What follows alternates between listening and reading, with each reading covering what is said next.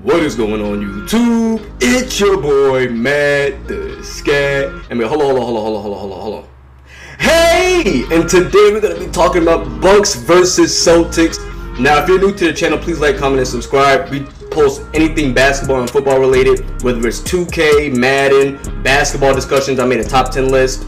So please feel free to take a look through my different videos. Please watch my playoffs prediction video. That video is going crazy. It's looking like I'm about to be 75 to 80% accurate on that. The only series that we were wrong about, I think, was the Mavs series. But thank you guys so much for watching. There's a lot to get into, so let's dive right into it. Let's get it. Now, originally I said the Celtics would beat the Nets in 6. They obviously swept KD's ass. They got KD's ass up out of here. So props to them for doing that. But I did say the Bucks would beat the Bulls in 5, and that's exactly what happened. So we got Bucks, Celtics. Who do I think is going to win? Let me get that out the way right now. I have the Celtics winning this series in 6. Now, I'm saying in 6 because Chris Middleton isn't there. If Chris Middleton was playing or played a few games, I would say Celtics in 7. So whether or not Chris Middleton was there or not, I would still have the Celtics winning. But I just feel without Middleton, it's going to be 6 games, possibly 5. It's possible because they just swept a fully healthy Nets team. Obviously, the Nets had no perimeter defenders. I'm not saying that. I know it's a different beast when you're talking about the Bucks. But I'm going to predict no Chris Middleton, or if Chris Middleton only plays a few games or is hobbled, I'm saying Celtics in 6, possibly 5, but I'm saying Celtics in 6. But let me dive into why I feel this way. The Celtics literally have the perfect recipe in order to stop the Bucks. What has stopped Giannis in recent history? Teams that have good interior defenders that can build a wall. We saw the Raptors do it with Marcus Gasol, Boucher, Pascal Siakam, Kawhi. Two-way players that can get you 20 and lock up on the defensive end. And then we saw the Miami Heat do it a bunch of times. Jimmy Butler, Bam Adebayo. They had the key pieces in order to prevent Giannis from just dominating the interior. Now, obviously, they surrounded Giannis with shooters. So it's going to be interesting to see if they do stop Giannis, how will Giannis' support system handle that? Will they be able to make knock down open shots consistently? That is going to be the Bucks' struggle. But I feel like do have it. But I do think the Bucks have enough around Giannis to make this series interesting, even with the absence of Chris Middleton. And for the life of me, Lord have mercy, we cannot treat Pat Conington like we did Bruce Bowen. Pat Conington is an experienced three-point sniper. He will scorch us. We cannot just lock up Giannis and then have Pat Conington just sitting in the corner shooting uncontested threes. Bobby Portis, maybe. Pat Conington, no, he's gonna kill us, man. But the reason why I feel like the biggest advantage is, just like in the Nets series, we have so many bodies to throw at Giannis. Al Horford, 6'9". We saw what he did to KD. His ability to switch out on the perimeter at 6'9", 6'10". His length, man, he's going to make it very hard for Giannis. He actually was the main one who made it rough for Giannis when the Celtics made it to the conference finals, when they beat him the first time in the playoffs. So Al Horford, Jason Tatum, 6'9". Jaylen Brown, even though he's too small for Giannis, he's aggressive on defense, a great two-way player, can get his hands in passing lanes. Marcus Smart, same thing, too small for Giannis. But he's a feisty player, defensive player of the year. We know what he brings to the table.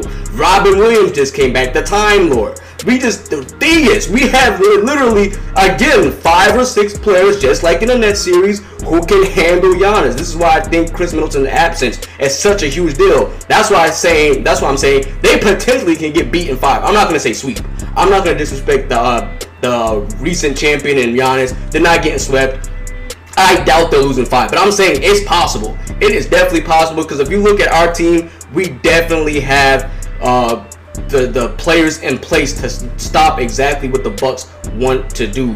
And if you look at the history, now another main reason I feel the Celtics will win this series is because we have 2 players that's capable of closing out games offensively and defensively. Jason Tatum and Jaylen Brown. Giannis can close out offensively at times, but generally speaking, for the most part, he lets Chris Middleton or Holiday close offensively, and he typically close out defensively. And I feel like Chris Middleton's absence makes it extremely hard, because can you trust Jrue Holiday to be that consistent closer offensively if you can't do it necessarily? And I think the Celtics literally have two legit closers offensively and defense. Now, we've seen Giannis close out games in the past, especially in the finals when he went to the free throw and made a high percentage at the free throw line. I'm not saying he can't close offensively. I'm saying that's not what he usually does. That's not what he's best at. He can close defensively consistently, but he typically trusts Middleton or Holiday. Now, I really want to talk about Holiday because I really like Holiday. I'm a Celtics fan, for those who know, and we used to go up against Philly all the time when Jrue Holiday was there. He's always been nice, so I'm glad to see him getting the love that he's always deserved.